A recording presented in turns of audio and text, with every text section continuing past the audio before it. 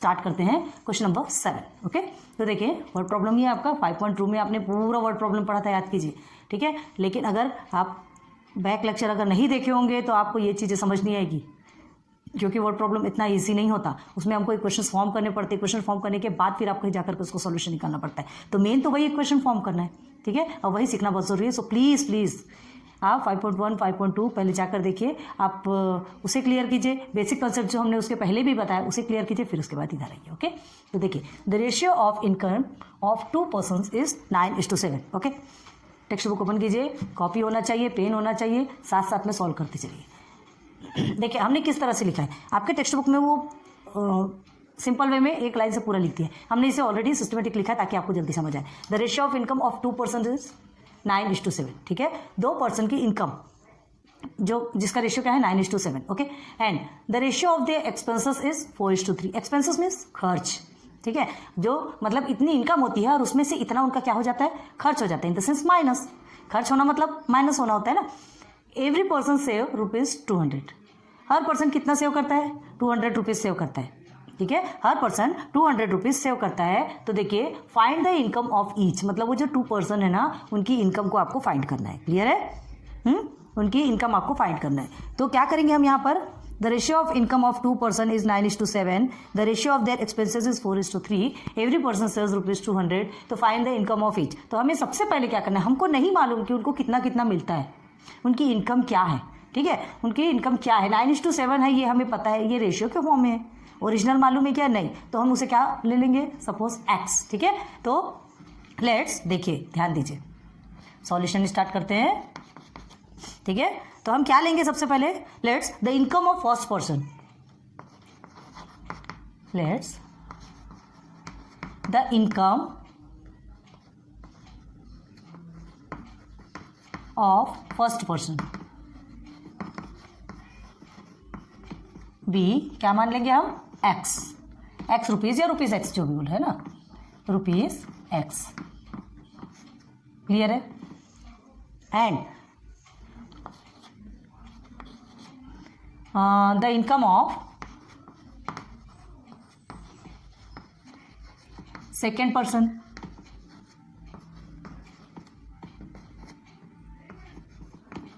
B ₹5। Okay, चलो अब हमने तो ये मिल गया कि एक का x रुपीज़ है और एक को y रुपीज़ मिलता है। फर्स्ट वाले को कितना मिलता है, x रुपीज़, सेकेंड वाले को y रुपीज़। जो भी वैल्यू आएगी x के मिल जाएगी, हमको x और y की वैल्यूज फाइंड करना है ना, x एंड y की वैल्यू फॉर्म करना है। यहाँ तक के समझ आ गया। अब आगे देखिए क्वेश्चन में, देखो क्या दिया है, find the income of each दिया है, हमको दोनों की इनकम नहीं मालूम, हमने x एंड y सपोज ले लिया, लेट्स ले लिया। अब उसके बाद ऊपर चलिए, according to the first condition में क्या कहता है, the ratio of income of 2 person is 9:7। अभी नीचे का बाकी छोड़ दीजिए, फर्स्ट को देखो। ठीक है, दोनों के जो भी इनकम है, जितना भी इनकम है वो 9:7। 9:7 मतलब कैसे लिखते हैं, 9/7 लिखते हैं इसको।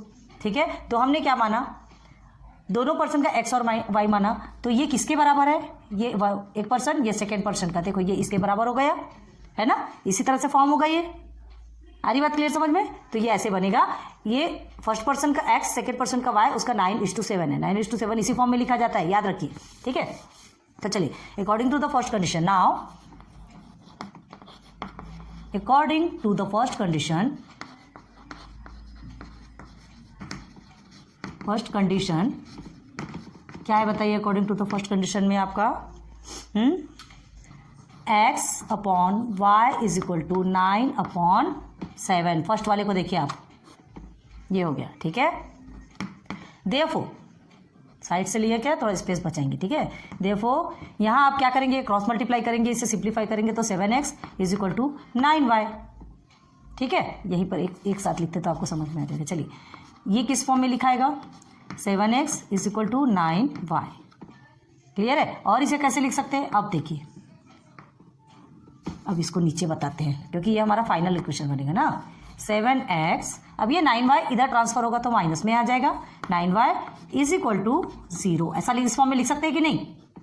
बन गया हमारा एक इक्वेशन, बन गया, इस फॉर्म में हम लिख सकते हैं। ये हो गया हमारा इक्वेशन नंबर 1, हो गया। According to the first condition आपका कंप्लीट हो गया। अब देखो क्या दिया है, the ratio of their expenses is 4:3।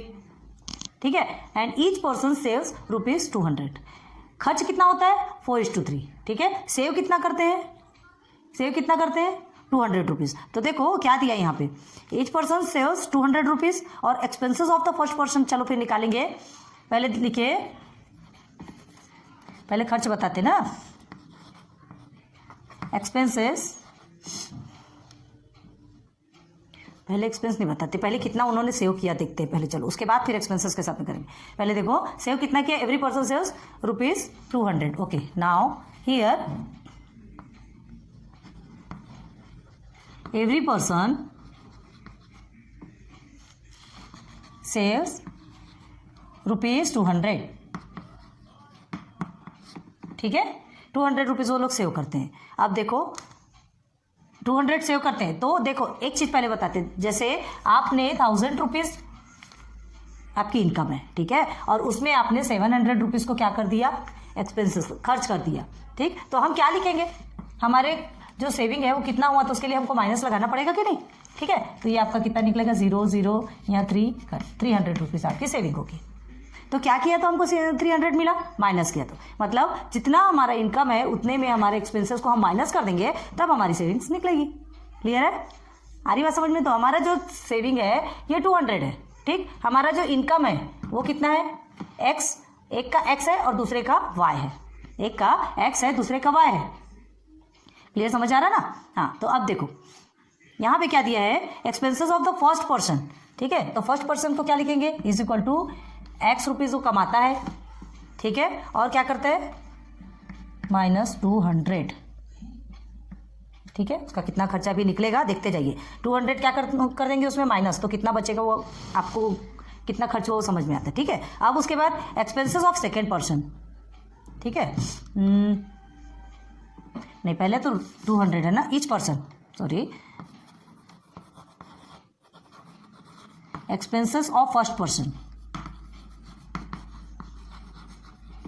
ठीक है। अब देखो एक्सपेंसेस ऑफ फर्स्ट पर्सन का इतना है, ठीक है। उसके बाद देखो इसका एक्सपेंसेस कैसे निकलेगा, 200 सेविंग करता है, ठीक है। इतनी इनकम है और 200 उसकी सेविंग होती है, तो कितना खर्च हो गया, इसको माइनस करेंगे तो खर्च निकल आएगा। आ रही बात समझ में, कितना खर्च हुआ, 200 उसकी सेविंग है, सेविंग में से ये टोटल को माइनस कर देंगे तो उसने कितना खर्च किया निकल आएगा। क्लियर हो गया। Now expenses of second person and expenses of second person, ठीक है। तो एक्सपेंसेस ऑफ सेकेंड पर्सन क्या है आपका, वाई है ना, सेकेंड पर्सन का हमने वाई लिया था रुपीज़ वाई, तो क्या है वाई -200, सबने ईच पर्सन ने 200 सेविंग की थी ना, तो ये आ गया दोनों का भी, ये आपको समझ में आ गया, ये लेना बहुत ज़रूरी है ना। अब हमें सेकंड कंडीशन पे चलना है, the ratio of their expenses. देखो ये तो हो गया first condition and second condition, और ये हो गया 4:3, हमारा क्या है ये रेशियो। तो देखिए according to, now according to second condition, ठीक है।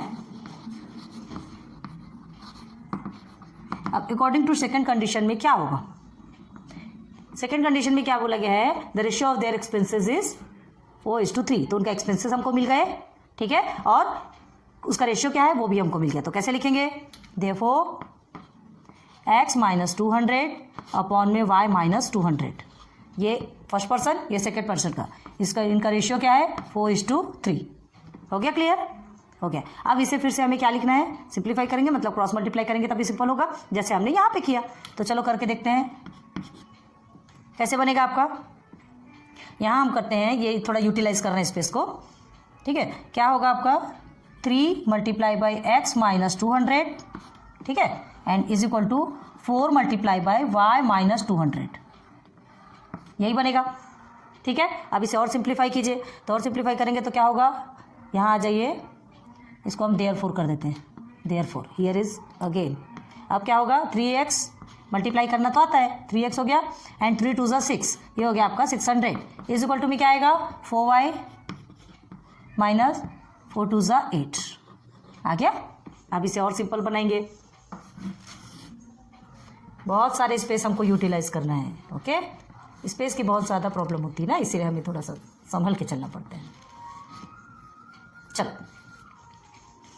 एक से एक डिज़ाइन बनाते हैं, मैथ में इंटरेस्ट लेके पढ़िए, मजा आती है। चलो अब क्या हो गया, हमें इसे सिंप्लीफाई करना है, तो क्या होगा देयरफॉर 3x, ठीक है, और ये 4y को हम इधर ले लेंगे, 600 को इधर भेज देंगे, तो 4y आपका प्लस में है तो माइनस में हो जाएगा, एंड इज इक्वल टू -800, और 600 आपका माइनस में है तो प्लस में हो जाएगा 600।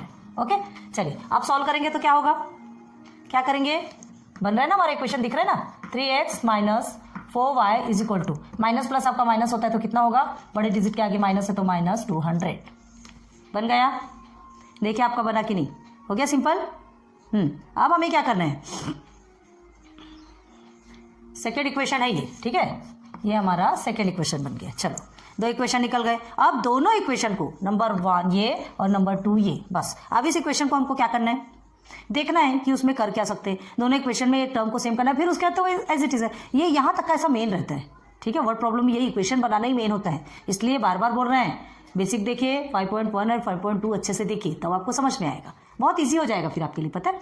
अब देखिए यहाँ क्या दिया है, इक्वेशन 1 में ये है और इक्वेशन 2 वो है, दोनों में भी कोई तो भी नंबर सेम हो रहा है, 7 है या 9 है, वहाँ 3 है 4 है, कोई भी सेम नहीं हो रहा है, ठीक है, कोई भी सेम नहीं हो रहा, तो हम क्या करेंगे, दोनों भी इक्वेशन में मल्टीप्लाई करेंगे, 7 है तो 3 से मल्टीप्लाई करेंगे, देखिए 7x और 3x दोनों को हमको सेम टर्म करना है, तो हम क्या करेंगे, 7x वाले इक्वेशन मतलब फर्स्ट इक्वेशन को 3 से मल्टीप्लाई करेंगे एंड सेकंड इक्वेशन को 7 से मल्टीप्लाई करेंगे, ठीक है। तो चलिए करते हैं,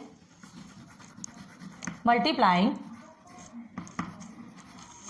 इक्वेशन 1 बाय किससे, 3 से, ओके, एंड इक्वेशन 2 बाय 7,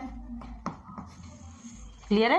चलो अब हम डायरेक्ट मल्टीप्लाई करके यहाँ पर लिख रहे हैं, देखिएगा, तो इसे 3 से मल्टीप्लाई करना है, तो 7 3 से कितना होता है 21, ये हो गया 21x, देयरफॉर लिखते हैं 21x माइनस 27y, ठीक है, उसके बाद फिर 0 का तो 0 ही रहेगा, आप कुछ भी नहीं कर सकते इसमें, 3 0 से 0 ही होगा ना, मल्टीप्लाई करेंगे तो ओके। अब देखिए सेकंड वाला कौन सा है आपका, ये, इसे हमें किससे करना है, 7 से करना है, तो 7 3 से 21, फिर से आगे हमको जो चाहिए था वो आ गया, अगेन में माइनस है, ये 28 हो गया, 28y इज इक्वल टू -200 हो गया, ठीक है, हमारा क्या बन गया, ये सिंप्लीफाई करना है ना, सिंप्लीफाई करेंगे इसे, तो क्या करेंगे, सिंप्लीफाई करने के पहले हमको, चलो सिंप्लीफाई करेंगे तो देखते, सॉरी एक गलत हुआ ना, देखो यहाँ 200 क्यों आएगा, 7 2 जा 14 होता है, 7 2 जा 14 होता है। चलो ये इक्वेशन नंबर 3 बन गया, ये इक्वेशन नंबर 4 बन गया। क्यों बना इक्वेशन, सेम टर्म करना था, बिना सेम टर्म के तो हम सॉल्व नहीं कर सकते, तो इक्वेशन 1 एंड 2 में तो सेम टर्म था नहीं, तो हमने क्या किया, सेम टर्म किया और नया इक्वेशन बना लिया, अब इसे सॉल्व कर सकते हैं। तो अब क्या करेंगे, यहाँ पर देखिए ये दोनों भी प्लस में है, ठीक, तो हमें क्या करना पड़ेगा, सब्ट्रैक्ट, तो करेंगे सब्ट्रैक्टिंग इक्वेशन 3 बाय 4, ठीक है, 4 को ऊपर रख लेंगे, 3 को नीचे रख लेंगे, हमारे लिए भी इजी रहेगा, ऐसे रखेंगे तो भी चलेगा, ऐसे रखेंगे तो भी चलेगा, कोई प्रॉब्लम वाली बात नहीं। चलो लिखिए, यहाँ हमको थोड़ा स्पेस की प्रॉब्लम होगी, इधर हमें रब करना पड़ेगा, इसलिए प्लीज़ थोड़ा सा कोऑपरेट कीजिए, ठीक है। तो चलिए यहाँ हम यही कट कर दें, क्या साइड में लिखते हैं सब्ट्रैक्टिंग, चलो कर देते हैं, जो subtracting equation 3 by 4, equation 3 by equation 4, ठीक है, वी गेट क्या मिलेगा देखते हैं, ओके।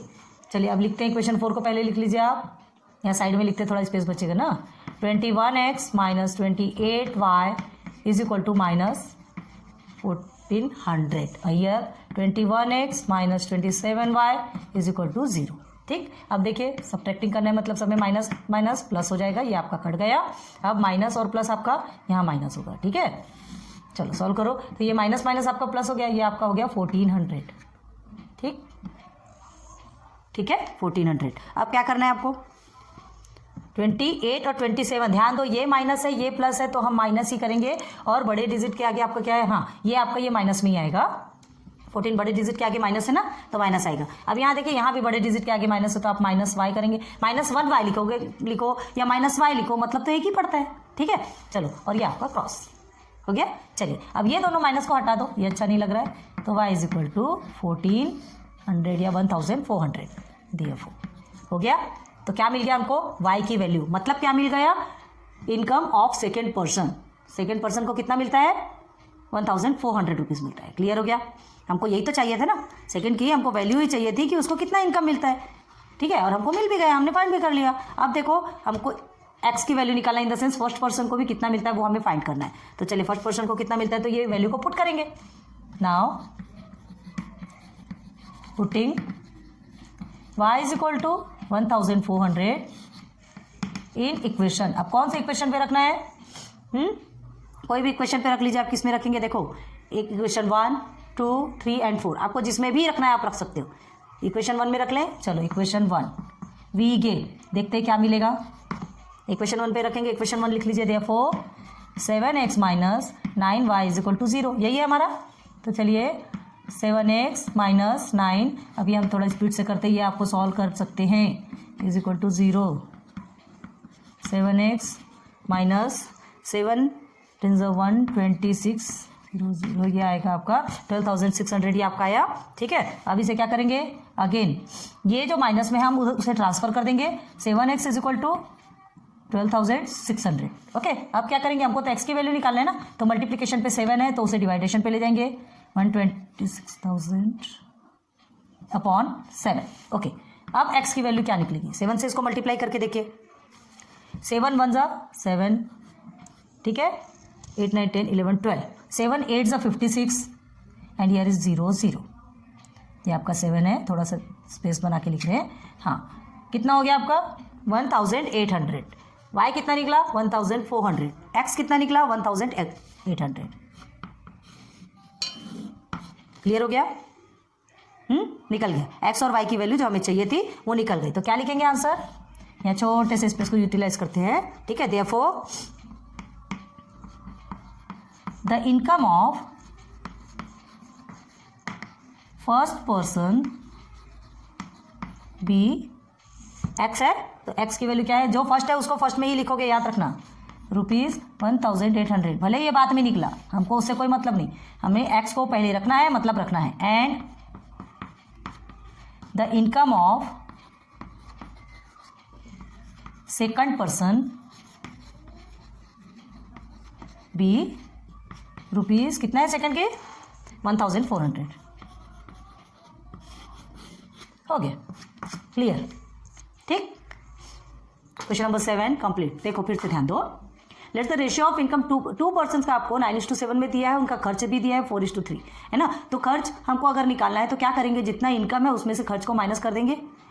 सेविंग्स को भी, सेविंग्स इसमें सेविंग्स बताया, सॉरी खर्च तो हमको पता ही नहीं है, सेविंग्स हमको बता दिया है। तो सेविंग्स को माइनस करेंगे तो कितना खर्च हुआ हमारा निकल जाएगा। ठीक है, तो हमने क्या किया? सबसे पहले हमने एक्स एंड वाई ले लिया कि उनका इनकम इतना है, हमें नहीं पता, एक्स एंड वाई ले लिया। अब कंडीशन फर्स्ट के अनुसार हमने क्या किया? उनका जो इनकम है वो 9:7 है, हमने इस तरह से निकाल करके इसे इक्वेशन फॉर्म कर लिया। एंड सेकेंड में क्या दिया है? सबने 200 रुपीज़ सेव किया।